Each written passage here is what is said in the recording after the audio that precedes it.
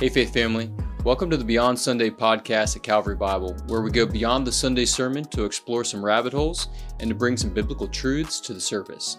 We hope you enjoyed today's episode. Calvary Bible Church, it is so good to be back on the podcast with you. I'm filling in for Pastor Randy again, so call me up from the minor leagues, but I'm glad to be filling in. So if you missed the Sunday sermon from yesterday, Jonathan was the man in the pulpit, and you were talking about specifically looking at 1 Corinthians chapter 12. And so to sum it up, if you missed it, or just as a refresher, we were talking about unity in the local church and the importance of being plugged in and involved in the local church. And you used a quote by Justin Bieber to talk about how, the Bieber fever. So you talked about how in that quote he says, just because you're a Christian doesn't mean you have to go to church. More or less, just because you're a taco doesn't mean. Totally botched that up. Something about tacos and Taco Bell. You were getting the gist of it though. So thanks for bringing that up. Yeah, good. Help me out here. You don't need to go to church to be a Christian. That's what it was. Going to Taco Bell doesn't make you a taco. That's what it was. That's right. Just kind of, what he's getting at was what you're saying though, that churches, going to church on Sunday, not really that important. If you're a Christian, you don't need to go. You can be a Christian without the church. Yeah. But you can't. Yeah. No, you really can't. So I know this really is what we were talking about, but I know yesterday's sermon was just a great reminder for me of the role that the church plays in our life and the role it plays in the life of a community and the importance of it, of the fact that the church is the bride of Christ, which is something I'm really passionate about and love. So that's why I thoroughly loved yesterday's sermon. Great reminder. So with that refresher, we have a couple questions here. We're going to kind of dissect and take, a approach, Beyond Sunday approach to this. Let me pause you for a second and give a quick update for those who haven't heard about Pastor Randy, because that's why I was there yesterday. And you didn't have an outline. Actually, I had a number of people ask me if I was going to preach the same text that he was planning on preaching. So I think I was one of them. Yeah, well, you might have been. My son was one of them. And so for a little background there's no chance I was preaching that text. I hadn't studied it like he had. We don't walk through anything together like that pre-Sunday. So this was just one of those sermons that was kind of canned back in the past. Actually, I taught it to Community Bible Church, your dad's church, their youth group, senior high, on a retreat back in February. Right. And the reason I chose this one was because last week on the podcast episode, Randy was talking about, being in, what was the text? It was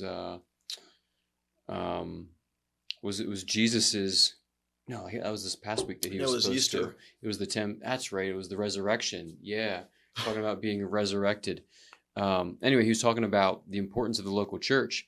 It came up for just a minute or two, and I thought, well, was one of the sessions that I had with this youth group. Yep. And so I pulled that one out of the hat. But I did not have an outline like I normally do, and that sermon or that teaching time was like 20 to 30 minutes. It was a short one because it was Sunday morning. So some of that was a little bit ad-libbed or a little spirit-led. I don't know. I did not have an outline, though. So outline. You don't have the benefit of that. No one does, which means you can't hold me to it. Right. So. That's right. That's true. I was tracking, though, for the most part. Yeah. But anyway, so Randy, he is, I talked to him today. He's doing a little bit better. For those of you who have experience with kidney stones, I don't, but I just kind of assume that day will come. It's not good. Anyway, he's okay. Yeah. But he's not out of the woods yet. Still has to pass it. He is home though, and so he and Michelle are appreciative of the support and prayers and things like that. So keep praying for him. He has a little bit of a road ahead of him. Yeah. This upcoming Sunday is in question whether or not he'll be up and back or not. Just kind of depends on, is he able to get surgery or not? Will the pain be manageable or not? Some of those things. So we'll see as the week goes on. But sounds good. Anyway, that's where he is. That's why you guys had to deal with me on Sunday. And all right. All right. Now we're ready. Now we're ready for the questions. All right. Got the background. Question number 1. Does Calvary Bible Church personally have any stats about youth walking away from our church or their faith once they hit college or move out on their own, which I think is a great question for you, seeing that you've been in the youth ministry here for the last 15 years? Well, and the answer is, of course we do. It's Yeah. why we track your location everywhere you go. That's If exactly right. if you're on Realm, we know where you are all the time. That's exactly right. We know the things you search on Google. You just don't know it. That's right. I'm just kidding. That's totally false. So no, we don't have any stats. I did do a quick look back at some of the kids that have come through the student ministry, just real quick. I'm going to guess somewhere in the ballpark of 60 kids have graduated in the last 15 years. And of those 60, it's like one of those things you can't predict. And some of them are doing well now and might not be doing well next year. Some of them might not be doing well now and be doing great in a year or two. But I'm just going to ballpark and say right around 2/3 of the kids who have graduated, I think, are living their faith out, plugged into a church. The other third, I either don't know where they are because I've just totally lost contact. Haven't seen or heard from them in years. And then there's a handful that are, just wandering right now. Not a lot, but there's a few, and my heart goes out to them. Obviously, we love them and want to see them walking with the Lord. So, that question's, I think, coming from early in the sermon. I was just trying to lay the groundwork for Bieber's quote actually having an impact, or that mindset having an impact on the culture today. And that's a lot of them were teen statistics because it was meant for a teen audience at first. But I think the last one, I forget what it was, like 56% of Christians, all adult Christians, felt like the church wasn't something, and just they could find God elsewhere, something like that. So I think across the generations, the value of church has gone down in people's minds and hearts, and it's not good for their soul, and it's not good for the church.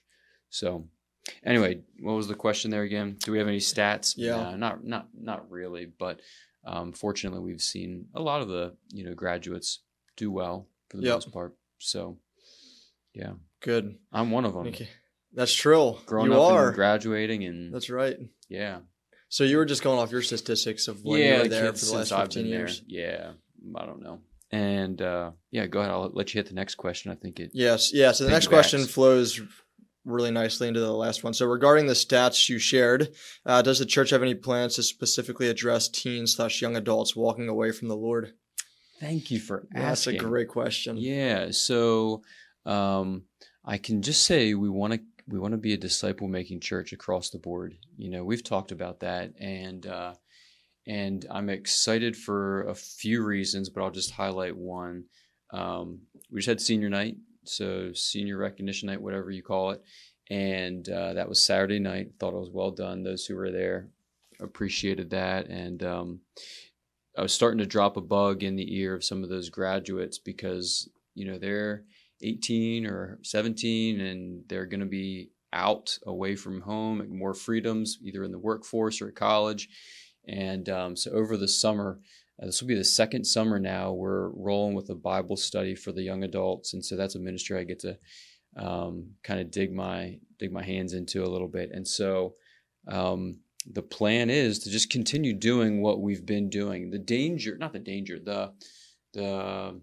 tricky part is, I guess you could say, once they graduate from high school, mom and dad usually don't, maybe push them into things like they once did. They say, you know what, you're an adult now, you do what you want to do. And so they exercise some of that freedom. And so what we want to do is just create that expectation that there's still more to being a Christian. You haven't arrived, and you need to stay plugged in here. So you don't, you can walk away or wander and drift. And Bible study over the summer, and that's the plan. That went pretty well. I think last summer kind of gave the young adult ministry a kickstart or a restart, and had a good summer, learned some lessons. We'll change some things for this upcoming year, and the young adult leaders are excited about plugging away for another year. Yeah, So I get to be a part of it too. yeah, So I get to. you're in there. I am in there. I still fit there. the young adult category, I think. You do. So you do. Even though it feels like I'm getting old, but all that to say, we got some exciting things coming up in the future for that age group specifically. Yeah. So it's a neat age. They're thinking they can drive places. That makes it really nice. So yeah, keep that up. But yeah, it's a neat time to minister to young disciples. Yeah, and it is cool from what I've seen, because I've lived in it for the last couple of years. It's cool to see people continue to make their faith their own in a lot of ways, because you don't have parents pushing them to go to church, or like you don't have youth group where their parents are forcing you to go to anymore. So it's like, if the people who are coming to these college age ministries, usually it's like they genuinely want to grow, because nobody's forcing them to go. It's their desire to go and study God's word. And so a lot of it is on you to do it or to go. Yeah, so, it is. You have that freedom, which is but then you've got to make it your own. It's your decision, which helps kind of cement that. I forgot I brought this book up. So it's titled Faith That Lasts, Raising Kids That Don't Leave the Church. Did I let you borrow this? You've told me about it before. Yeah, so I'm familiar with it. I've let multiple families borrow this and read it. And so I would recommend it. If you want to borrow it, by all means. It's the first portion of it hits on families. My responsibility as a parent, the family is the primary disciple making, is one of the primary disciple making. The church is part of it, but parents, you're with your kids is significantly more than the church is, than Austin is, as a 100%. Yeah. So that responsibility is first and foremost on you. And so this book kind of gives some really practical things. If I were to sum it up in a sentence to parents, just love Jesus and live it out.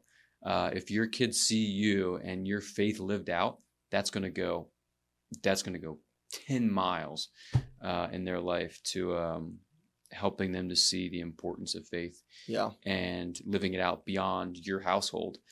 And then there's some stuff in here for the church too, which is good, but great book. Love it. And if you want to borrow it, let me know. Yeah, that's good. John so Nielsen. One thing I'll say to that as Austin youth leader would just be echoing what Jonathan says about the parents being the primary disciple makers. But at the same time, I love to partner with parents, or that's why I'm here to partner with you guys in discipling the teens. So that's specifically for the parents of teens, but you guys are the primary disciple makers, and I'm here to partner with you to better do that. So yeah, but that was a very small portion of the sermon yesterday. Yeah, talking about teens, high school, young adults. Anyway. We've got some other questions to get to. Yeah, so the majority of the sermon was focused on the importance of the body of Christ and being a part of that. And so one of the questions that I had as I was thinking through it was, why should we be involved in the church as Christ followers? Like, why be involved? Why not just come and listen to the sermon and then leave when it's over? Yeah. So let me first answer that question with why the local church? Because it's the bride of Christ. There's no more important, organism in the world, that group of people in the world than the local church. Parachurch ministries, they're great. They're awesome. They're able to hit a niche sometimes that is really effective. Jack Cran's being an example of that. If you were here on Sunday, you heard great example. Some of the opportunities he has that the local church doesn't always get. Rainbow's End locally, good news clubs in the school, all kinds of really great parachurch organizations that are really important. But the local church is the bride of Christ. And so there's really no reason that the local church, if it was functioning at like 100% capacity, there's no reason the local church could not do those exact same ministries. Yeah. And so I think in a lot of ways, parachurch organizations have kind of come to the surface because the local churches haven't filled those needs. And I'm not a doctor for, ecclesiology or anything like that, but I'm just going to say the local church is the bride of Christ. Yeah. So why plug in? because this is the bride that Jesus died for. Yeah. He gave his life for the local church, and it's the rock. He talks about it in Matthew 16. It's his bride. So my passion for local church ministry and my time here has grown infinitely because I just continue to see how important it is. Yeah. But then why get plugged in? Yeah. Because we need you. The church needs you. Everyone has spiritual gifts. Like you, Austin, have spiritual gifts that I don't have, that the Lord is going to use. God's given each of us, I think, specific gifts for the time and place that he has us. He's put us in a place to use us for the kingdom, for his church. Yep. I think it was the Ephesians 4 passage, just talking about, he's given the church, the apostles, prophets, teachers, evangelists, all these different. And then earlier giftings. in 1 Corinthians chapter 12, it's talking about the use of spiritual gifts. Yeah. So that's what the context there of what we were reading. One body, gifts. Many members. And again, I think I said yesterday, we can function. You can function without your big toe, but you're a better athlete with your big toe. Yeah. I mean, you can function without a sense of smell, but you're better off with it. And so, in the evangelist, think about the evangelist for a second. There's a place for an event, like the evangelist. Just as for you guys who are out in the world, I just have to see Austin every day. I try and share the gospel with him, but he just keeps putting up a wall. But no, seriously, like you guys have the opportunity to be an evangelist. And if that's one of your particular gifts, you have that gifting to bring folks in, to share the gospel with them, to bring them along, and then get them plugged in, obviously, to the local church. That's a gift that might not be exercised on a Sunday, but needs to be exercised throughout the week. Yep. Going to our neighbors and nations. So we have that opportunity to make disciples, use the gifts. We're better for it as a body. Yeah, absolutely. And one of the things, again, I'm passionate about it too, in the sense that I love being a part of and working in the local church setting. And one of the things that my mind went to when we were talking about this was like at LBC, I have a specific like local church class. And I think one of the things, especially for like Bible college students, is it can be easy to be critical of the local church, of like, especially when you're studying about it, you see some of the things, see some of the problems. And again, the local church isn't perfect. And so I think one of the things that I've seen at LBC, not in everybody, is just like this, we want to change this about the local church or this. And some of those aspects are good, but it saddens me to see some of the just, pushback or ways that people look down upon the local church. Again, it's not perfect, but it is the bride of Christ, and we are called to love it and be a part of it. And so even for us and myself, it can be easy to be critical and be like, oh, this isn't quite right, or that isn't quite right. That doesn't mean we shouldn't seek to change those things, but that does it call us to be critical of the local church. Yeah. So again, it is the bride of Christ, what we're talking about here. So. Yeah, I think that's really well said. And we all know young people who are zealous, right? And that's good. We want that. We want to learn from people who think differently than we do, especially people who are young and have an idealistic view, and because they're not always wrong. Yeah. But I think to have a idealistic view of the church and then get frustrated with it when you don't see that play out is just, unfortunately, it's just naive, because you're gonna find faults everywhere you go. And you just need to recognize it. I think I've heard the illustration before. If your car breaks down in the middle of Lancaster City, let's say, and it just happens to be next to a bar, and you walk into the bar and say, hey, I need to find a mechanic, but it's late at night. And some guy who's, just drunk says, well, yeah, I live right next to a mechanic. He can probably help you out. He's going to be able to walk himself home. He might not be in a straight line. He's going to maybe dip and dive, along the sidewalk along the way. Right. But at the end of the day, he knows where he's going. He's going to be able to get home. So you're going to follow that guy And you might not do everything he does. You might not follow him footstep for footstep, but you're gonna, in the general direction, follow him because he's gonna get you to the mechanic. And so that's how the church is. Sometimes we go off, in our not a perfect way. Sometimes we have our faults, but at the end of the day, we're a local church. We're trying to be healthy and follow Jesus in it as our head, and hope that we'll get close. You know what I mean? Following a drunk guy in Lancaster City. Yeah. You never know what you're going to hear on this podcast, folks. Hey, yeah. You never know what type of analogies you're going to get here. That was good. That was helpful for me, but I wasn't sure where you were going there for a second. All right. So that may have surprised you, that illustration, but here's another one. This won't surprise you. Oh, boy. If you're looking for, you guys know my affinity for Christian hip hop. I'm gonna go old. You might lose me on. You might lose me on this one. But it's not surprising you. Okay, no, yes, definitely not. So some old school Christian hip hop. Check out Lecrae's song "The Bride." Ben Buckwater, when he heard what I was preaching on, he's like, "Oh yeah, you should play that song." So I did not play it on Sunday morning, but it's a great song. He hits on some of those things. One of the phrases he uses is, "Don't throw the baby out with the bathwater." Yeah. We've got the church is the baby. The bath water gets dirty sometimes, and just change the bath water out and keep the baby. Yeah. It's the bride, the baby, whatever you want to use. The drunk guy walking on the the streets of yeah. Lancaster. I think know. Yeah, both are good. We do. We try our best. Yeah. But I think just wrapping up that sermon, it was one that I wish I was a little bit more prepared for, because if I had the time, I would have spent, I think, more time talking about ways to get plugged in. Yeah. Because that's really with the thrust of we need you. The church needs you. You need the church. Yep. And so there's all kinds of ways to plug in, and every part of the body is critical.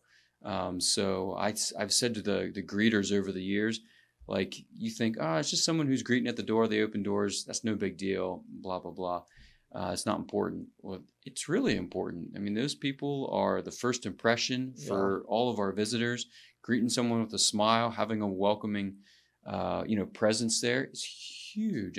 That's just a really, every week one that's happening. So there's ways to plug in, pray for the church, pray for the kids, the leaders. Those people are ministering week in and week out. There's all kinds of ministry holes. If you're looking for a way to get plugged in, we need youth leaders. Yeah. Shout out to the youth group. I mean, we are looking for, and not just 20-something-year-old youth leaders. You need old youth leaders too. That's right. That's exactly right. You need seasoned adults to just love kids and lead them. And yeah, there's ways to plug in. So if you're out there and listening and you're like, well, you know what? Yeah, I'm interested in plugging in. Maybe you're not right now. Maybe you're new to the church and just thinking about your fit, and just shoot us an email, contact us, and we won't just plug you into a hole. Sometimes there's an empty space and the square peg gets plugged into the round hole, but we'll talk about ways you think you can serve, strengths you have, and holes that are there. Right. One of the best ways to know if you're spiritually gifted in a certain area is to try and be a part of different ministries. And you might serve one way and be like, all right, this doesn't fit my giftedness. Maybe this will. So the only way to know is to give it a try. So spiritual gifts are made for the church. So, and one of the cool things about kind of where the church is now, at least our church here, and the size that we are or whatever, I mean, there's all kinds of ways. So if you're not someone who likes to teach, you just like being behind the scenes, you can help set up for events. You could, if you love technology, you can, jump onto the tech team, help with sound, projection, the live stream. Okay, let me shout out for the live stream team. Right. They could use a person or two. Shout out Ray. So there's all kinds of ways to exercise gifts and talents, not even necessarily spiritual gifts, that are good for the building up of the church. And get on board. Because we're going. That's right. We're on a mission here, and we've got disciples to make, and some of them aren't disciples yet. So outreach minded, growing disciples, the whole spectrum. It's the church. Yep. It's not perfect, but it's the church. That's right. So let's go. That's exactly right. Mm-hmm. Good. Is there anything else you want to say? No. If not, I'm going to have the closing word. Okay, I Are you trust okay with you. that? I trust you. Good. All right. So my closing word, if there's anything you hear from me, I won't speak for Jonathan, but if there's anything you hear from me, I'll just kind of repeat what you were talking about on Sunday is we need you guys and you need us. And I hope that you hear from me and Jonathan in our podcast that we love being a part of the local church. We love serving in the local church. It's the bride of Christ, and it is a tremendous blessing to be a part of it. So that's all I have. Thank Jonathan's good. So No, I'm not. I got one more. no, word. okay. I'll let you say All right. bye. I'll give you the very last word. Dang, I really wanted the final word. All right, I'll that's give fine. it to you. But I was just thinking about intergenerational stuff, So you're in your 20s, I'm in my 30s, and those intergenerational relationships, let me just encourage any of our senior saints out there, tap some of the younger guys, younger ladies on the shoulder and just bring them in. It's intimidating, but I would encourage you to do it because you've got a wealth of knowledge and wisdom and experience that they don't have. And, just be relational, put yourself out there. They aren't they're not opposed to it. All the stats and things that I've read show that young adults are looking for mentors like that. So come alongside them. That's a way just to build up the church too. Okay, that's it. You got the last word. We love the local church and we love you guys. So we look forward to seeing you next Sunday. See ya. Love you guys. Thanks again for joining us on today's episode. And remember, our Sunday sermons are meant to lead us to a life of worship beyond Sunday.